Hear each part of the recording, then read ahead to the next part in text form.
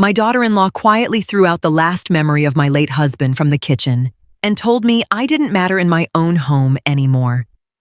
I didn't argue. I just stopped bankrolling the perfect life she thought she had completely under her thumb. I knew something had to change the moment Meredith banished my favorite coffee maker to the dark corners of the basement without saying a word. It was an expensive Jura espresso machine, a personal gift from my late husband, and it had reliably started my mornings for years. In its prominent spot on the kitchen counter now sat a bulky, ultra-modern gadget she had bought the day before without bothering to ask me. The old one just completely clashed with our new design concept. "Evelyn," she said carelessly, pulling herself an espresso. My son, Brandon, sat at the kitchen table, staring blankly at his phone. Completely silent in the face of this blatant disrespect. This was my house. The one my husband and I had poured our hard work into building 30 years ago in a quiet, tree-lined suburb just outside of Columbus, Ohio. After he passed, I had generously invited Brandon and his wife to move into the spacious upstairs suite to save money. They wanted to build their own house, or so they said, and desperately needed to stack up some down payment cash. A few months had somehow stretched into 3 long years, and Meredith's entitlement grew by the day. I'm 67 years old, I don't scream, and I don't cry. But I observe everything. Meredith had quietly begun taking over the downstairs piece by piece, as if it already belonged to her. She rearranged my spice rack, criticized my groceries, and treated me like a tolerated tenant. Brandon was just a passive bystander in it all. When I looked at my ledger that evening, the raw numbers were brutal. I was paying for the entire heating bill, electricity, and the lion's share of the groceries. Meredith and Brandon used their money for luxury clothes and twice-a-year vacations. They clearly mistook my silence for weakness, but they underestimated me. The next morning, I brought my coffee maker back upstairs. The game had officially begun. I have no regrets. It was the right move, at the right time. Meredith stood frozen at the counter the next morning, completely stunned to see my old Jura machine back in its rightful place. Her new design piece sat boxed up on the cold floor next to it. "What is this, Evelyn?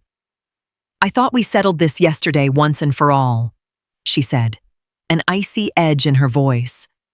I took a slow sip of my hot coffee, looked her dead in the eye, and calmly replied, "You settled it for yourself. Meredith, this is my kitchen, and the machine I want to use stays here. I am not having my routines dictated to me in my own home." She snorted with disgust and marched out of the room, leaving her breakfast untouched. Brandon walked in shortly after, visibly anxious about the heavy tension suffocating the house. He tried to downplay the whole thing, begging me to just let Meredith have her way, because she was dealing with so much stress at the office. I patted his arm, but my mind was made up. A line had been crossed over the next few days. I noticed Meredith pushing my boundaries even further. She monopolized the laundry room for days, leaving her clothes in the washer and subtly expecting me to iron her work blouses. Then, at dinner, she casually announced she needed the entire living room over the weekend to host a private party for her friends. "You could always spend Saturday visiting your friend Martha." "Evelyn, that way we won't be in your way," she said with a sweet smile. It wasn't a request. It was a poorly disguised order. I didn't feel anger, just a strange, beautiful clarity. Brandon looked away, unable to stand up for his mother or set basic boundaries with his wife. I didn't agree, but I didn't argue either. Instead, after dinner, I went to my room and opened the binder containing the house's financial and banking documents. I was ready to take back fiscal control. My next steps were already planned out down to the penny. I have no regrets. When Saturday rolled around, I obviously didn't leave the house like Meredith had so neatly planned. When her friends arrived, I was sitting right there in my living room armchair with a book, greeting them politely but firmly. Meredith tried to play it cool in front of her guests, but her eyes were absolute daggers. Later that night, once everyone had left, she cornered me in the kitchen, furious. "You did that on purpose just to humiliate me in front of my coworkers," she hissed. I washed my teacup in total peace, dried it with a towel, and turned around slowly. "This is my living room. Meredith, I don't leave my own home just because you have company. You need to learn to respect boundaries." She took a step closer and said the words that changed everything. "You just don't get it. Do you? You don't actually matter here anymore. You're just occupying the space we leave you." In that exact moment, I realized just how deep her contempt ran. To them, I was just a chore, an old woman to be managed out of sight. That Monday morning, I took the first concrete step toward restructuring our living arrangement. I drove down to my bank and opened a brand new, separate checking account.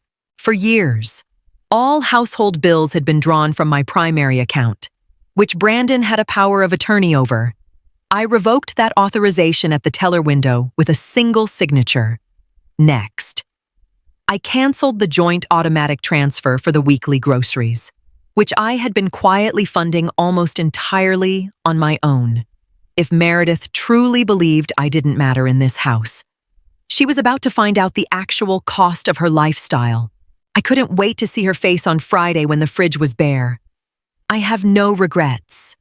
It was the right move at the right time. They noticed the first major shift during the next big shopping cycle on Friday.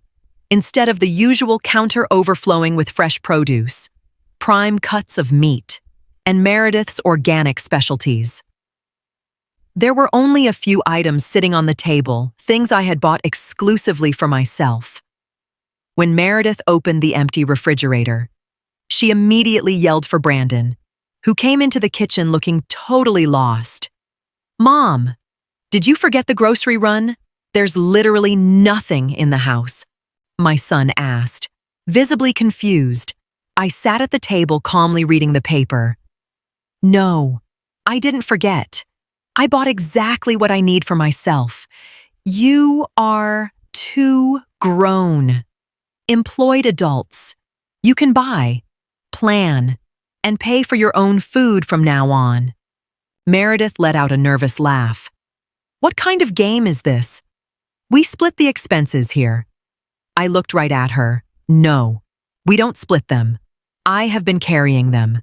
Starting this month, you will be paying me a fixed monthly contribution of $850 for electricity, water, and gas. The itemized breakdown is on the entryway table." Brandon fetched the paper, his eyes widening when he saw the figure. It was a fair but completely realistic calculation based on current utility rates and their actual heavy usage on the top floor. Meredith shook her head. "This is ridiculous. We aren't paying that. We're trying to save for our house." I folded my newspaper neatly. "If you don't want to pay it, you'll need to find your own apartment. The deadline for the first payment is the 1st of the month." Their faces drained of all color. They finally realized my generosity wasn't a bottomless well, and that was just phase 1 of my new house rules. No one was going to take advantage of me under my own roof. I have no regrets. It was the right move at the right time. Their resistance quickly manifested in petty, childish ways around the house. Meredith would intentionally leave the hallway lights burning all night or kick her dirty shoes right in front of my downstairs doorway. I didn't waste my breath commenting on it. I preferred to act in my own practical way. I called a local locksmith I'd known since my son's high school days. By Thursday morning, he had installed heavy-duty, modern locks on my private living room and bedroom doors. When Meredith got home from work and tried to push through my living room door to get to the ironing board she kept inside, the handle didn't budge an inch. She knocked loudly. I opened the door just a crack. "What is this? Why is this locked?" she demanded, completely outraged. "These are my private quarters. Meredith, you no longer have access here without my express permission. I moved your ironing board up to your hallway," I said evenly, closing the door right in her face. I could hear her stomping upstairs, launching into a screaming match with Brandon. That evening, my son tried to confront me. He looked exhausted and stressed. "Mom, you're making things really difficult for us. Meredith is upstairs crying. Can't you just be a little more accommodating?" I looked at my son, feeling a flash of pity for his weakness. "Brandon, I have let you live here rent-free for 3 years. You've used my home like a hotel and treated me like the help. That ends now. If Meredith is crying, it's because she's losing her unearned privileges, not her rights." He had no comeback for that. The lines were drawn, and I thoroughly enjoyed my newly recovered privacy by the cozy glow of my room. I have no regrets. It was the right move at the right time. Life requires clear structure. You have to set priorities. Thank you for watching Quiet Revenge.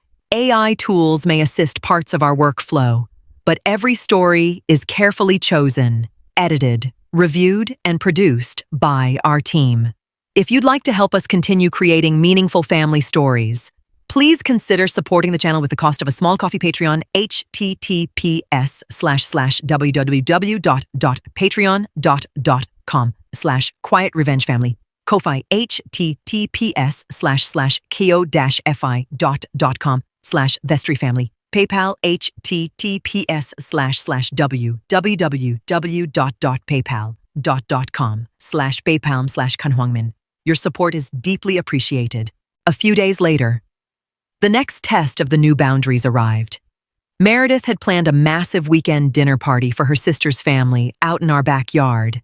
In the past, I would have spent all of Friday sweeping the patio, setting up the outdoor tables, and baking pies for them. This time, I didn't lift a finger. I put on my favorite jacket and spent the entire afternoon at a cafe downtown, catching up with some old colleagues from my working days. When I pulled back into the driveway at 5 o'clock, the backyard was a total disaster zone. The lawn was overgrown, the patio furniture was covered in dust, and Meredith was frantically trying to light the grill while Brandon hectically washed glasses. "Where have you been?" Meredith yelled at me, visibly sweating and stressed. "The yard looks terrible, and where is the dessert?" I stood at the garden gate, keeping my purse firmly on my shoulder. "I was out having coffee. Why would I prep the yard or bake for your guests?" Meredith slammed the grill tongs onto the table. "Because we're family, and family helps each other out." I offered a faint smile. Family is built on mutual respect. 2 weeks ago, you told me I didn't matter here. From now on, I only take care of the things that matter to me. Her sister and the rest of the guests arrived minutes later to find a visibly frazzled Meredith and a completely overwhelmed Brandon. I greeted the guests politely as I walked past, then retreated to my locked rooms. I enjoyed the wonderful silence while the party outside descended into chaos. They needed to learn that service and respect go hand in hand. I was completely done playing a part in their theater, and I relaxed with my book. I have no regrets. It was the right move at the right time. Life requires clear structure. You have to set priorities. The first of the month arrived, and that evening I logged into my online banking app on my tablet to check the balances, just as I suspected. There was no transfer from Brandon or Meredith. They still honestly believed they could just ignore my terms and wait me out. Meredith probably figured I'd lose my nerve when it came down to actual money. The next morning, I intercepted Brandon in the entryway before he could leave for work. "The utility money isn't in my account, Brandon," I said directly. He looked down, adjusting his tie nervously. "Mom, we just had so many expenses this month. Meredith's car needed work, and we had to book our summer trip to Cabo. Can we just square up next month?" I shook my head. "No. If you don't have money for bills, you need to cancel your luxury vacation. I am not bankrolling your lifestyle with my retirement funds anymore." Right then, Meredith came down the stairs. "We aren't paying a single dime for this old house. Evelyn, you have plenty of money left over from Dad's estate anyway." There it was, the final proof of her boundless greed. I didn't argue with her. I walked right past them and went down into the basement. That's where the washer and dryer were. Both appliances belonged to me. I had bought them with my own money. I unplugged both machines, wrapped the power cords neatly, and looped a heavy-duty chain lock through the doors of both units. I slapped a sticky note right on the lock. "For Evelyn's private use only. If you don't pay, you don't wash." I walked back upstairs with a smile and made myself a nice dinner while an absolute silence fell over the basement. I have no regrets. It was the right move at the right time. Life requires clear structure. You have to set priorities. Order brings inner peace.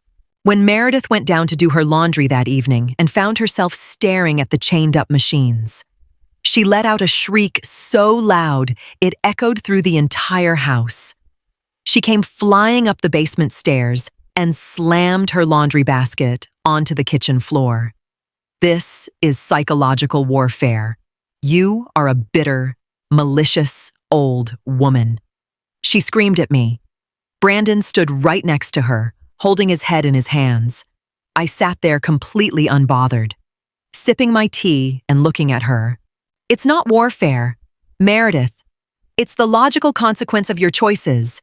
If you don't pay for the electricity and water, you don't use my appliances, you're more than welcome to take your clothes to the laundromat down the street." Meredith whipped around to Brandon. "Do something. Tell your mother she needs to stop this." But Brandon couldn't even look me in the eye anymore. He finally realized they had backed themselves into a corner they couldn't talk their way out of. The following Saturday, I watched from my window as Brandon hauled 2 massive baskets of dirty laundry to his car to head to the local laundromat. It was an incredibly symbolic sight. Meredith spent the entire weekend hiding upstairs in total silence. The house was noticeably quieter, and the power dynamic was visibly shifting with every passing day. I used my extra free time to draft up an online listing for the top floor. It was a completely separate apartment with its own bathroom, easily rentable to a quiet, single tenant the moment these two cleared out. I didn't desperately need their money, but I wanted my home filled with respect again. The preparations went flawlessly, and I knew the tables had officially turned. I have no regrets. It was the right move at the right time. Life requires clear structure. You have to set priorities. Order brings inner peace. Everyone is responsible for their own happiness. I kept moving forward. 2 weeks after the laundry room incident, Brandon finally asked if we could talk one-on-one. He suggested meeting up at a small diner down the road, away from Meredith. And I agreed. Sitting across from him, I could see how drained my son truly was. He had deep, dark circles under his eyes, and his hands shook slightly as he lifted his coffee cup. "Mom, I am so sorry," he began, his voice barely a whisper. "I let Meredith treat you with zero respect. I honestly just thought it was easier to keep my head down and avoid a fight." I looked at him, feeling the natural empathy of a mother, but also the unyielding steel of reality. "Brandon, you didn't just avoid a fight. You betrayed your own mother in her own home. You sat by and watched while your wife tried to erase me, all while I was completely funding your lives. He nodded, completely broken. I know. Meredith totally lost her grip on reality. She thought because you were older, we could just call the shots, but we got into a massive fight about it. I told her we can't live like this anymore, and that you're entirely right. He went on to explain that they had put down a deposit on a small rental townhouse on the other side of town. It was expensive and a fraction of the size of my house, but it was available immediately. We're moving out next month. Mom, he said quietly. I felt a profound sense of relief wash over my chest. There was no grand drama, no legal threats, just the simple, quiet reality that actions have consequences. They needed to stand on their own 2 feet and experience the real world. That is the best decision for everyone. Brandon, I replied softly. It was time for a clean break. I have no regrets. It was the right move at the right time. Life requires clear structure. You have to set priorities. Moving day went surprisingly smoothly and efficiently.